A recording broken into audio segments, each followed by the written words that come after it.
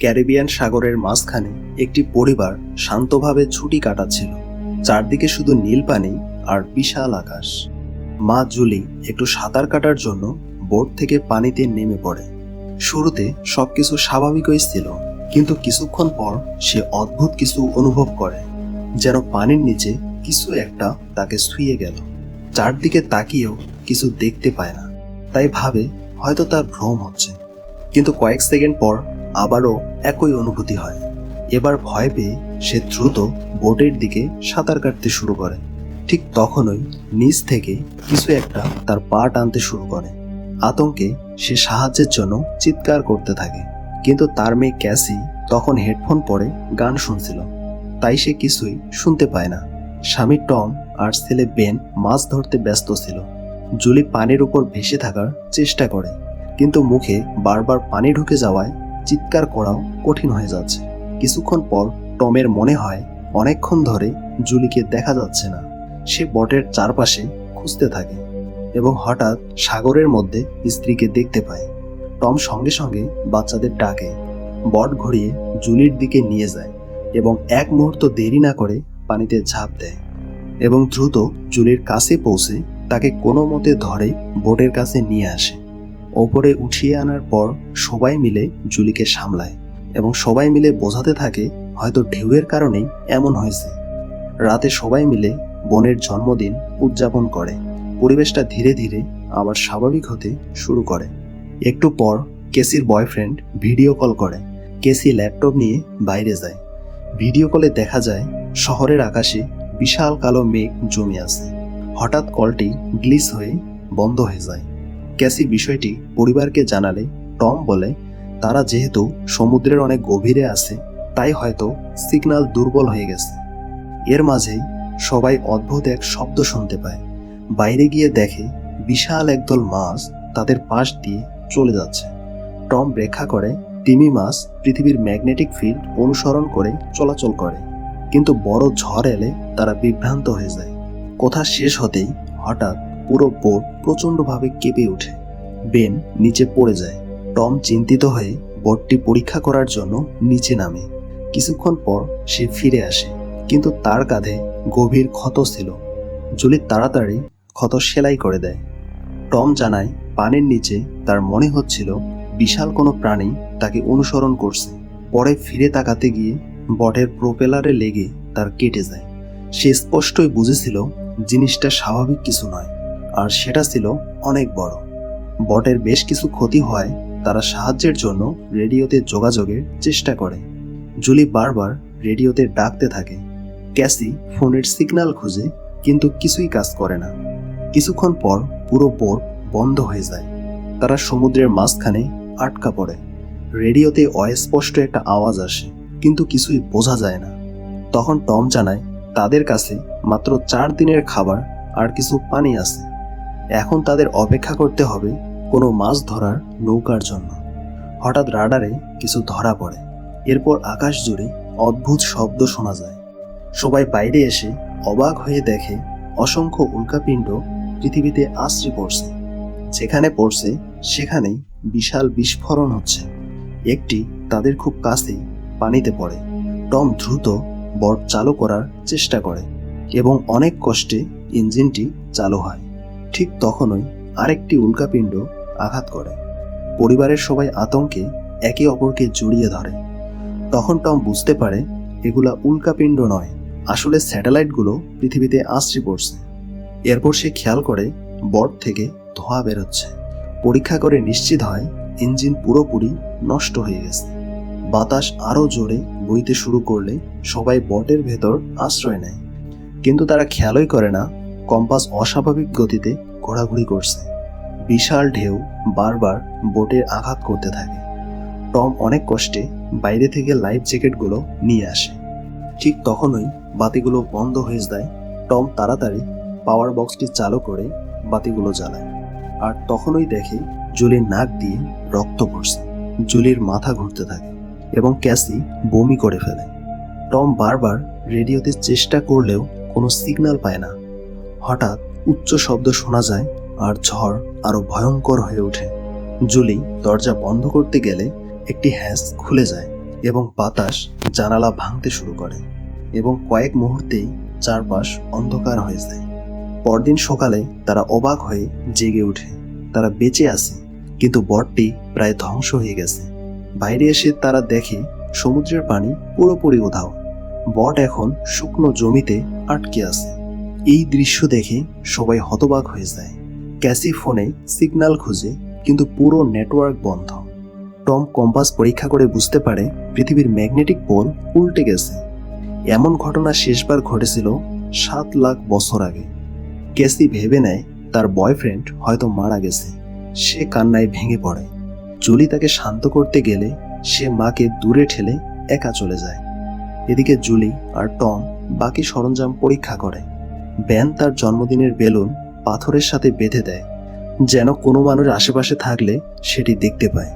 ঠিক তখন টম আবার রেডিওতে যোগাযোগ করতে সক্ষম হয়। অপর পাশে কথা বলছিল একজন সাবমেরিনের ক্যাপ্টেন। তার সাবমেরিনও শুকনো জমিতে আটকে আছে। সে নিশ্চিত করে পৃথিবীর ম্যাগনেটিক পোল বদলে গেছে, তাই সমুদ্র সরে গেছে এবং অনেক স্থলভাগ ডুবে গেছে। এখন পর্যন্ত সে আর কোনো জীবিত মানুষ খুঁজে পায়নি। সব যোগাযোগ ব্যবস্থাও নষ্ট হয়ে গেছে। লোকটি আরও বলে ম্যাগনেটিক পোল আবারও পরিবর্তিত হবে, তখন সমুদ্রের পানি ফিরে আসবে, সম্ভবত 1 সপ্তাহের মধ্যেই। কিন্তু সেই পানি হবে ভয়ঙ্কর ধ্বংসাত্মক, তাই যত দ্রুত সম্ভব উঁচু জায়গায় যেতে হবে। সে জানায় তার স্ত্রী মারা গেছে এবং সাবমেরিনে মাত্র 3 জনের জায়গা আছে। জুলি আর টম অনুরোধ করে অন্তত তাদের সন্তানদের বাঁচাতে। লোকটি তাদের কোঅর্ডিনেট পাঠিয়ে দেয়। টম হিসাব করে দেখে সেখানে পৌঁছাতে 2 থেকে 3 দিন লাগবে। তাই সে সবাইকে বলে রাতে বিশ্রাম নিতে, কারণ পরদিন সকালেই তারা যাত্রা শুরু করবে। পরদিন সকালে জিনিসপত্র গুছানোর সময় টম একজন লোককে দেখতে পায়। এক খোঁড়া লোক হাতে হারপুন নিয়ে দাঁড়িয়ে আছে। তার সাথে ছিল একটি কুকুর, যা ক্রমাগত ঘেউ ঘেউ করছিল। টম শান্তভাবে লোকটার কাছে গিয়ে তাকে পানির বোতল দেয়, কিন্তু লোকটি অজানা এক ভাষায় কথা বলতে থাকে। পানি খাওয়ার পর হঠাৎ সে বোতল দিয়ে টমের মাথায় আঘাত করে এবং মুখে লাথি মারে। জুলি ভয়ে দৌড় দেয়, কিন্তু ততক্ষণে অনেক দেরি হয়ে গেছে। লোকটি হারপুন দিয়ে টমের পেটে ও মাথায় আঘাত করে। টম যন্ত্রণায় ছটফট করতে থাকে। তারপর লোকটি তার গলাও কেটে দেয়। এরপর সে জুলিকে ধাওয়া করে, হারপুন ছুঁড়ে মারে, যা জুলির কাঁধে গিয়ে লাগে। প্রচণ্ড ব্যথা সহ্য করেও জুলি বটে ফিরে আসে এবং বাচ্চাদের লুকাতে বলে। সে ক্যাসি আর বেনের হাতে ফ্লেয়ার গান দেয় এবং নিজে ছুরি নিয়ে বাথরুমে লুকায়। লোকটি দরজায় ধাক্কা দিতে দিতে শেষ পর্যন্ত ভেতরে ঢুকে পড়ে। প্রথমে সে কিছু খাবার নেয়, তারপর পুরো বটে খুঁজতে শুরু করে। সে বাথরুমের দিকে এগোতেই জুলি বুদ্ধি করে ছোট ছিদ্র দিয়ে বাইরে বেরিয়ে যায়, কিন্তু কুকুরটি তাকে দেখে ঘেউ ঘেউ করতে শুরু করে। কুকুরটি আক্রমণ করলে জুলি বাধ্য হয়ে তাকে মেরে ফেলে। কুকুরের চিৎকার শুনে লোকটি বাইরে বেরিয়ে আসে। নিজের কুকুরের মৃতদেহ দেখে সে ক্ষিপ্ত হয়ে যায়। এদিকে জুলি বটের অন্য পাশ দিয়ে ঢোকার চেষ্টা করে। সে ভাঙা জানালা দিয়ে ভেতরে ঢুকতে গেলে লোকটি আগে থেকেই সেখানে ছিল। সে জুলিকে ধরে প্রচণ্ড ঘুষি মারে এবং জুলি নিচে পড়ে যায়। জুলি আসবাবপত্র আঁকড়ে ধরে বাঁচতে চাইছিল, কিন্তু লোকটি তাকে লাথি মেরে দূরে ফেলে দেয়। এরপর সে জুলিকে সোফায় ফেলে গলা টিপতে শুরু করে। বাচ্চারা সবকিছু লুকিয়ে দেখছিল। ঠিক তখনই ক্যাসি সাহস করে বাইরে এসে ফ্লেয়ার গান মারে। ফ্লেয়ারটি সরাসরি লোকটির গায়ে লাগে। লোকটি আগুনে জ্বলতে শুরু করে। পুরো বটে আগুন ছড়িয়ে পড়ে এবং তারা সবাই বট থেকে পালিয়ে যায়। কিন্তু জুলি আবার ফিরে এসে লোকটিকে লাথি মেরে সরিয়ে দেয় এবং সাথে মানচিত্র আর ব্যাগ নিয়ে যায়। অনেক দূর হাঁটার পর তারা একটি ছোট্ট ঝর্ণার পাশে থামে। ক্যাসির মনে হয় হয়তো বেনের বেলুন দেখেই সেই পাগল লোকটা তাদের খুঁজে পেয়েছিল। এই কথা শুনে বেন নিজেকে দোষ দিতে থাকে, কিন্তু জুলি তাকে বোঝায় এতে তার কোনো দোষ নেই। তারপর দ্রুত এগিয়ে যেতে বলে, কারণ লোকটি আবার তাদের পিছু নিতে পারে। রাস্তার মাঝে তারা মৃত একটি হাঙর দেখতে পায়। ঠিক তখন জুলি বুঝতে পারে লোকটি আবার তাদের দিকে এগিয়ে আসছে। তারা দৌড়াতে শুরু করে। দৌড়াতে দৌড়াতে তারা বিশাল মৃত সামুদ্রিক প্রাণী আর সমুদ্রতলে জমে থাকা প্লাস্টিক দেখতে পায়। বেন ধীরে হাঁটতে শুরু করলে জুলি বুঝতে পারে সে ডিহাইড্রেশনে ভুগছে। জুলি সবাইকে থামায় এবং দেখে পানির বোতলে পানি প্রায় শেষ। ক্যাসি বুঝতে পারে হয়তো সে ঠিকভাবে বোতল বন্ধ করেনি। রাগে জুলি চিৎকার করে ওঠে।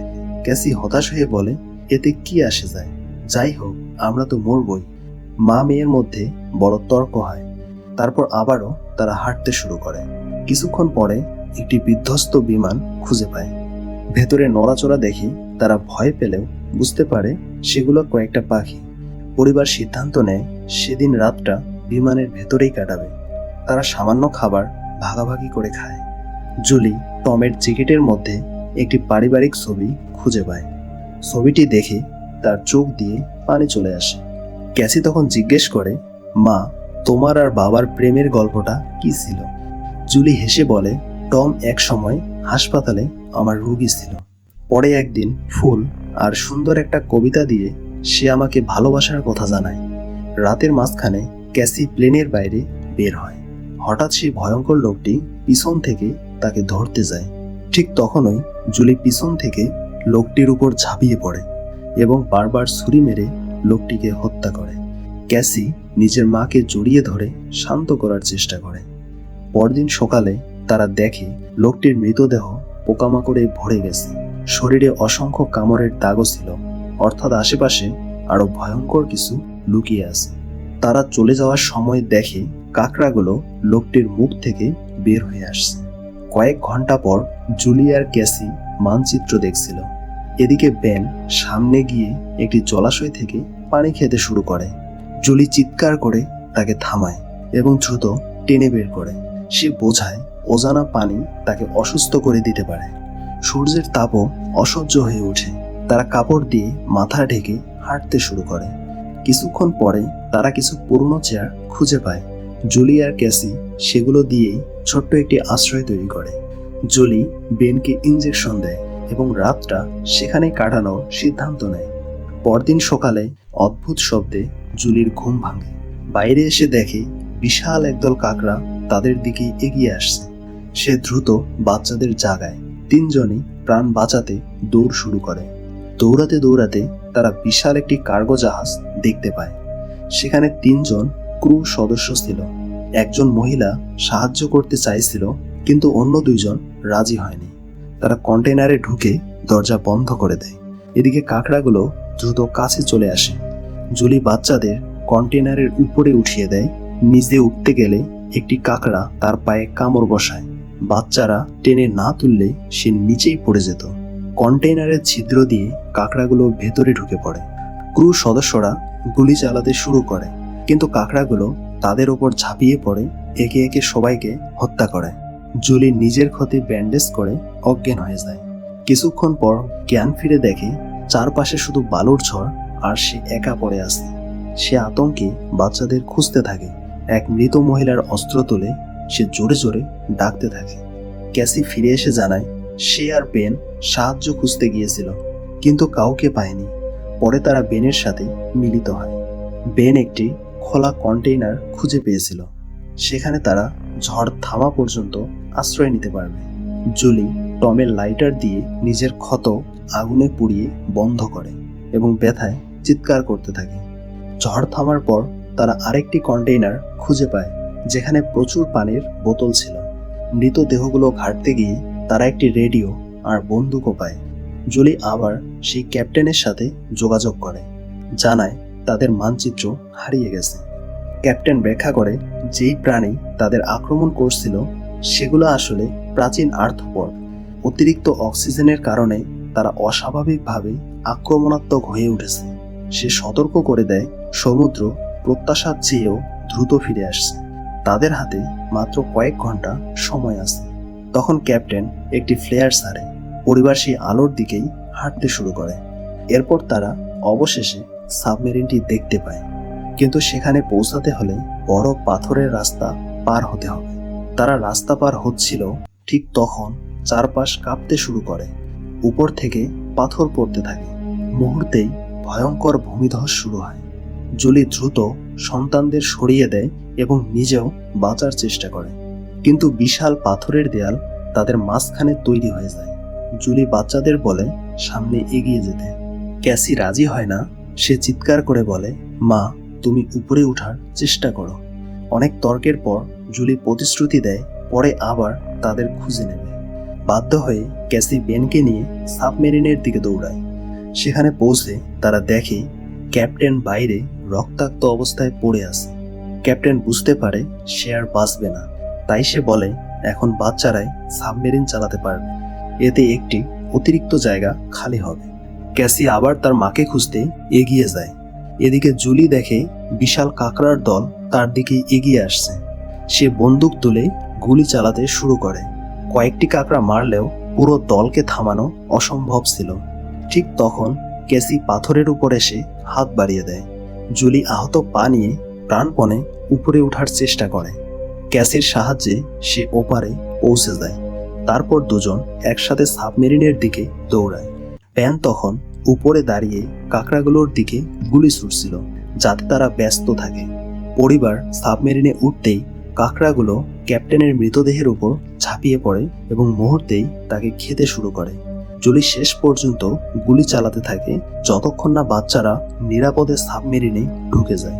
একটু পরেই তার গুলি শেষ হয়ে যায়। তখন সে বন্দুক ছুঁড়ে ফেলে সন্তানদের সাথে ভেতরে ঢুকে পড়ে। তারা দ্রুত দরজাটি বন্ধ করে দেয়। জানালা দিয়ে দেখে হাজার হাজার কাঁকড়া পুরো সাবমেরিন ঘিরে ফেলেছে। ঠিক তখনই সমুদ্রের পানি ফিরে আসে। তিনজন দ্রুত সিট বেল্ট বেঁধে একে অপরকে শক্ত করে ধরে থাকে। বিশাল বিশাল ঢেউ সাবমেরিনকে এদিক ওদিক নাড়াতে থাকে। জুলির চোখের সামনে পুরো যাত্রার স্মৃতি ভেসে ওঠে। এত ধাক্কা সামলাতে না পেরে ক্যাসি বমি করে ফেলে। তারপর আবার সেই ভয়ঙ্কর উচ্চ শব্দ শোনা যায় আর মুহূর্তেই সবাই অজ্ঞান হয়ে যায়। কিছুক্ষণ পর জুলি আর বাচ্চারা জ্ঞান ফিরে পায়। তারা বুঝতে পারে তারা এখনো বেঁচে আছে।